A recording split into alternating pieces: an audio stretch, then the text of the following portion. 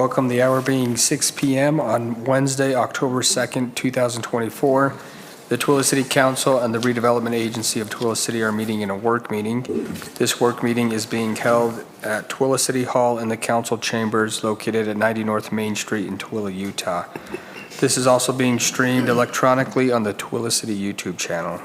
We will start with a roll call. Councilwoman Manzione. Present. Councilwoman Goches. Present. Councilman Hanson. Present. Councilman McCall. Present. I'm Councilman Brady, and I'm also present.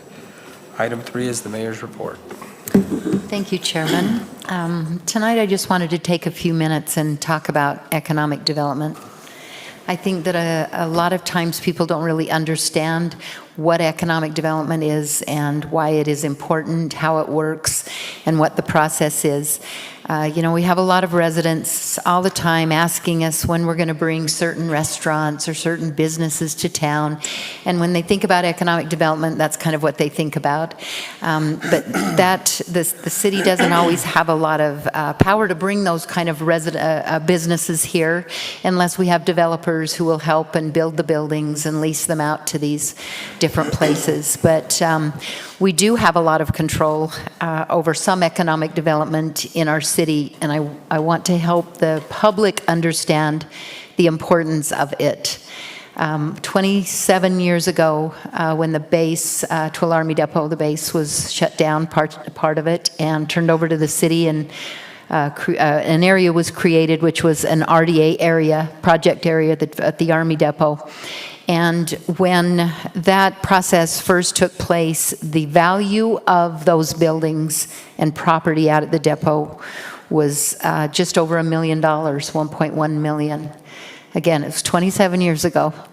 So as you see on that graph, you see that there was an increase. Sometimes it dropped a little bit, and that probably was some reevaluations of buildings or maybe a business left, but for the most part, you see an upward trend.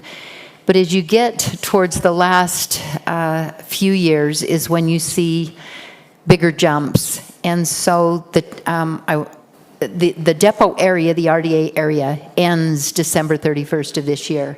That means the RDA will no longer receive the tax increment on that area, at least the percentages we were getting, 75% from the entities, that we will not receive that into the RDA to reinvest in that area. But the reinvestment that we have done for 27 years has obviously paid off for us because we've been able to do a lot of things out there at the RDA or the depot RDA area. What we have been able to do is now help the school district with some of their funding. They're in the same boat we are when we need funding and we have to raise taxes. It's a very uncomfortable thing, but as we bring businesses here, they can make up the difference, and the businesses can help pay that tax and take that burden off the residents. That's why it's so important. Because if we don't grow economic development-wise and bring businesses here, the burden will continue to be put upon the taxpayer, not just for Tooele City, but the school district and the county. So the Army Depot project area started out at $1 million. In 2022, it was $247 million. But today, just 2 years later, the current assessed value is $454 million. That's huge. As you can see, it is really jumped, and it's going to make a difference again, especially for the school district because they take the lion's share of that tax. I also wanted to share with you the increase in taxable value of commercial properties only in Tooele City. So as you can see in 2021, or even between 2019 and 2021, it went up a little bit, 2022, we had a pretty good jump there. But if you see from 2021 to 2024, just 3 years, more than doubled in value of the commercial property. Now, some of that did have to do with reevaluations of property assessed values, but it is because we're bringing businesses here, and the end story is that this is helping our residents. But I want you to know that current assessed value, that is based on the value of properties on January 1st of each year. So what is not included in that is the Leitner Poma building that we just visited a couple of hours ago to do another grand opening down there for another department there that makes snow machines. And that is not value. The value of that building is not included in there yet because it wasn't finished on January 1st. We have 2 other large manufacturing facilities that will be included, not in January of next year, but the following January, because they will be completed, we hope, by next May or June, and that is the Minova building and the Central States building. But in addition to the manufacturers that are being brought to Tooele City, is that we've got 2 hotels under construction that will be added, a U-Haul building that is under construction. We have a development that will be announced in a couple of days, about 10 days, less than 10 days. Compass Point will be holding a ribbon cutting for their development that will be not only commercial but residential also. Perry Commercial also has a development, again, that will be coming north of Home Depot. And that is in addition to the 10th and Main project that's going on right now. All of those buildings are not only going to bring property tax to our city, but most of this will be sales tax also. Sales tax will be huge. So we're proud of what we do with economic development. Administration is very proud of you that you get it. You understand it, you know how it works, and you support what we're doing. So I just want to express my appreciation for that. And yeah, Tooele is growing, and we say, we wish the growth would stop. Maybe in the housing sometimes we think that, but not for economic development. We want to see these businesses come and keep our residents here where they can work, where they can shop, and where they can enjoy and keep our tax dollars here instead of sending them to outside of our valley. So that's my presentation tonight. Thank you. Thank you, Mayor Nguyen. We will move on to item 4, the council members' report. We'll start with Councilwoman Manzione.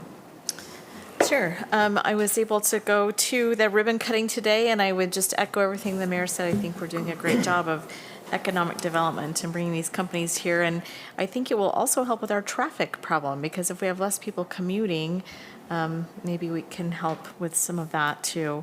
And then a request for the community. The Arts Council is looking for pictures of the Ritz, old pictures of the Ritz. We have a lot of new ones, but some of the, pictures of Main Street when the Ritz was originally built, or in the early years, just looking to compile some history of that area of Main Street, specifically the Ritz. So we've asked, the museum and a couple of other places, but if anybody has anything, would love to get copies of those things. And then I was able also to welcome the Native American people to the powwow that we had this last weekend. It was really great to see them come out and just support each other and the rendezvous, and got to dance with the kids for a minute. It was really fun. So we have some great things happening in our community, and I'm happy to serve. That's my report. Thank you. Councilwoman Goches. Thank you, Mr. Chair. I also attended the Prunoth grand opening today at the Leitner Poma building, and excited about the good things that they're doing to bring economic development and new jobs and business to Tooele. I also just wanted to thank our IT department for their service. I was able to complete a mobile device training and needed some assistance since I'd been out of town. I had needed some help with IT, and I just wanted to tell them what a great job that they do and that they're always willing to help when needed. Great job. Thank you. That concludes my report. Thank you. Councilman Hanson. So I gotta say, Jamie, good job on TV the other day. You represented Tooele well, and that was cool to see. Cool. And I was lucky enough to go through the open house of the temple. It's a beautiful building. It's exciting to have that in our community, I think, and it'll attract people around that, I'm sure. And Andrew, I gotta have your coat. So just, that was my other thing, I like it. So anyway, I wasn't able to go to a bunch of things. This is my busy time of year with my taxidermy business, so I'm all over the place, but I got to a few of them. Mountain Man Rendezvous, and that was great. I watched the Indians for a while dancing. It was fun. So, thank you. Thank you. Councilman McCall. I also went to visited the Mountain Man thing up there the other day. I did the grand opening today as well, and I filled in for my colleagues on Wednesday for the Planning Commission. It was an interesting time as always. Thank you. It is. No problem. And they didn't run me out. That was a good thing. And I echo Ed's comment, Andrew. You know.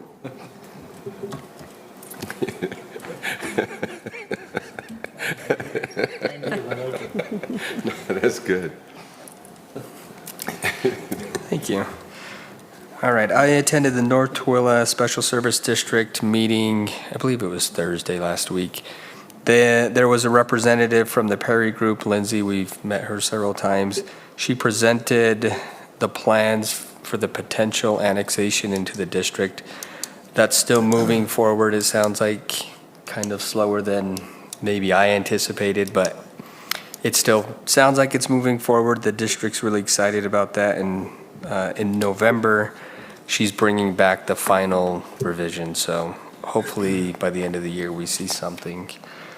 And then I attended my weekly staff meeting with the mayor and the directors, and then I have a tree board meeting next week.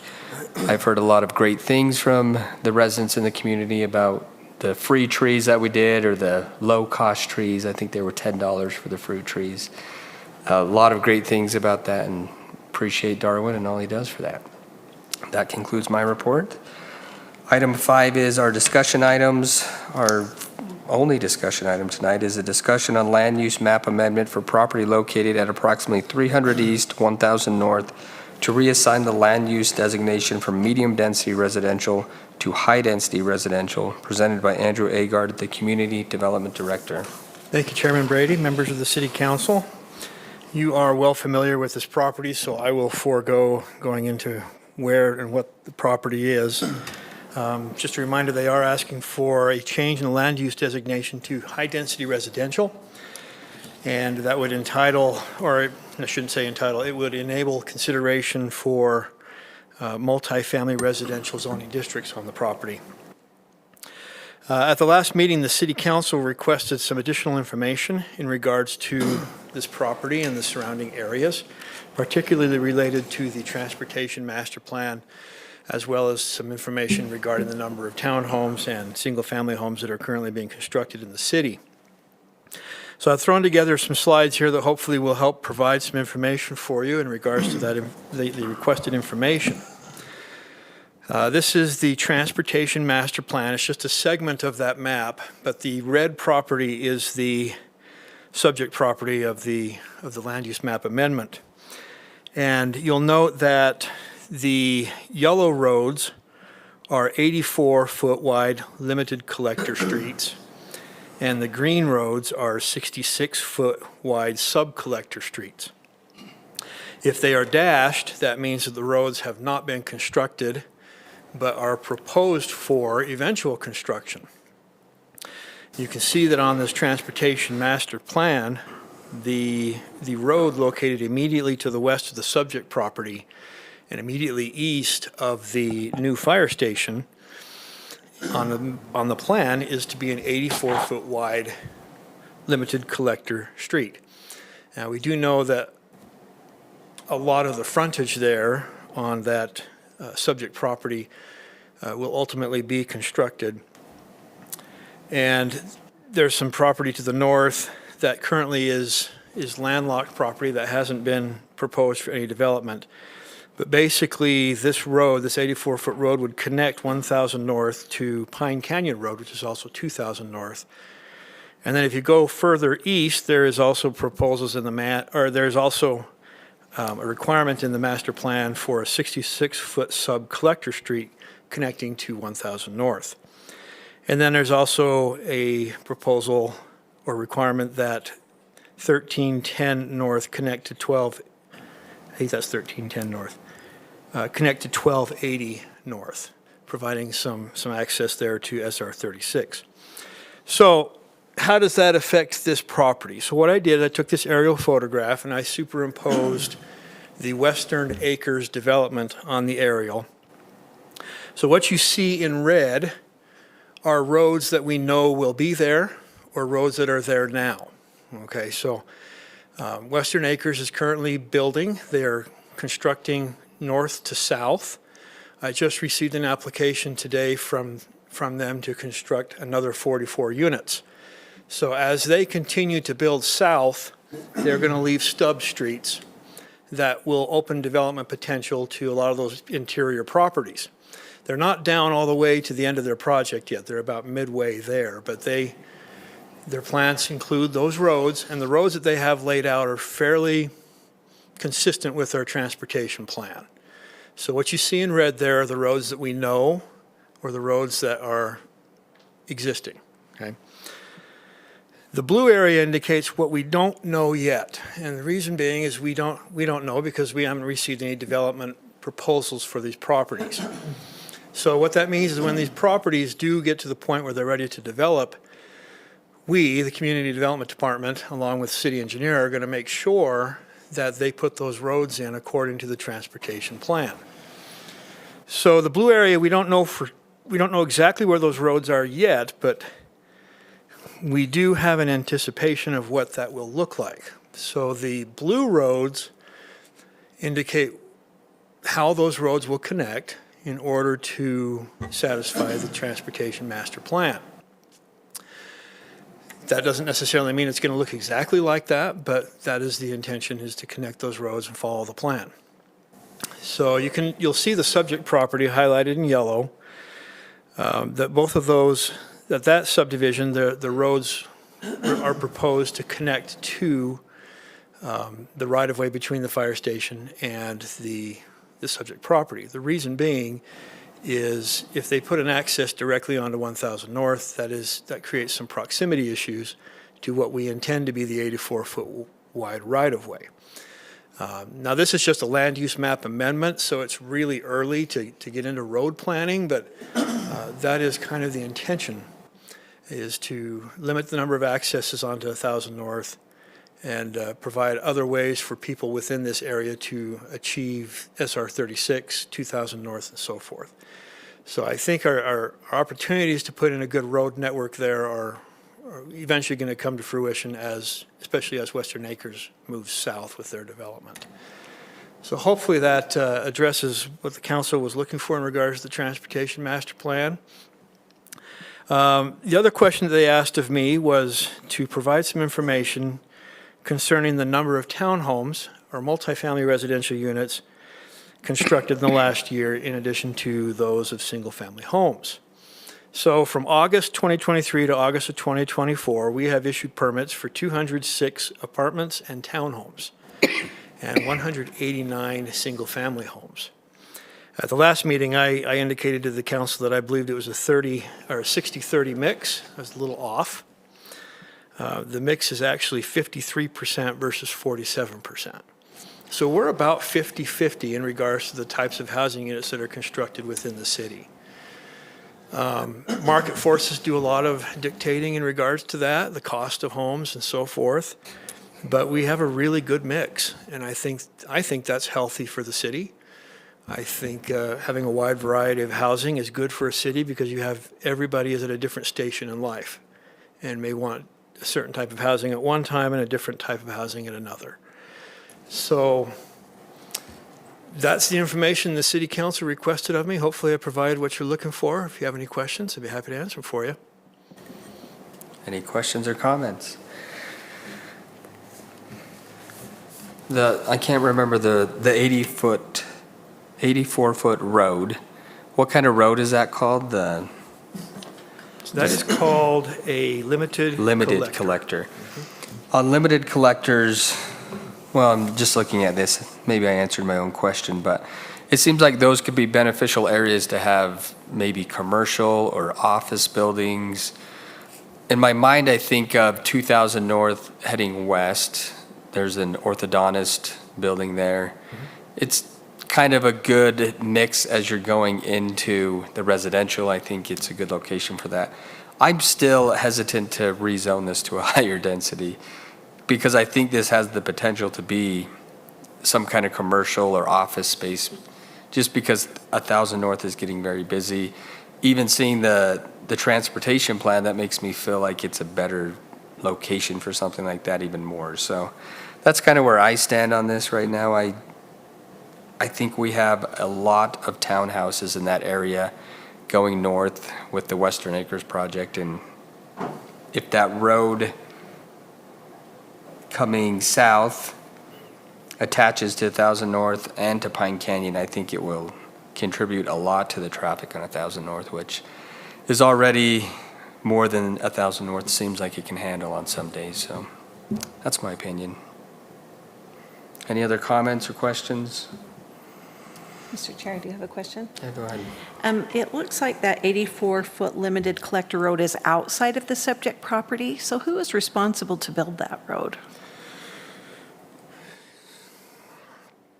So when a new road is proposed for construction, typically it is the adjacent developer that will construct their frontage in addition to a portion of the asphalt along as their development proceeds. So in this regard, the developer would be responsible to construct their frontage of that road. Okay. Because it just looked like there was just a little sliver that wasn't touching, and so I Well, wasn't sure if you're that very- is a frontage. You're That is. very observant, and the county parcel map actually has, there is a long strip of land between the right-of-way that exists today and the subject property. I think that strip of land is, Paul, correct me, is that about 15 feet wide? A little wider than that, wasn't it? And it extends from 1000 North pretty much up to 1280 North. I suspect it's a piece of property that somebody obtained in a tax sale, but we commonly label those as protection strips, which people they buy and they basically say, you can't cross this unless you pay me a lot of money. There is a strip of land there, as you know, you're very keen to observe that on the aerial photograph. That would be something the developer's going to have to work through when they develop the property. Okay. But they would be responsible to put in that frontage improvements. But then we're still going to have in that blue area, as you have it, a big gap. And we've run into this in other areas, such as 2400 North, where we have the gap and we have no way to connect the roads because people don't have water. And I see that in this area too. We're still going to have that gap. I mean, we might have I can't wait for those roads. We need those roads, but we don't know. Yeah. I mean, It's dependent upon developer. It's Right. development driven.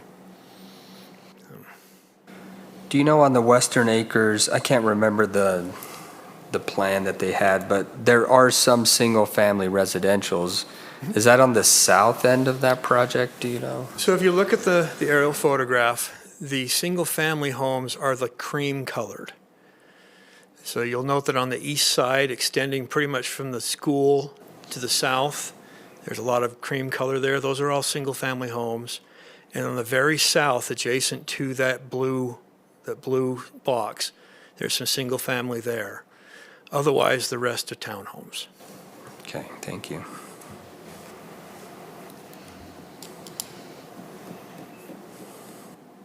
Okay, any other questions or comments? Excellent observations and great questions. Thank you. I appreciate the information. That really helped Yeah, me. thank so you. Thank you. Okay.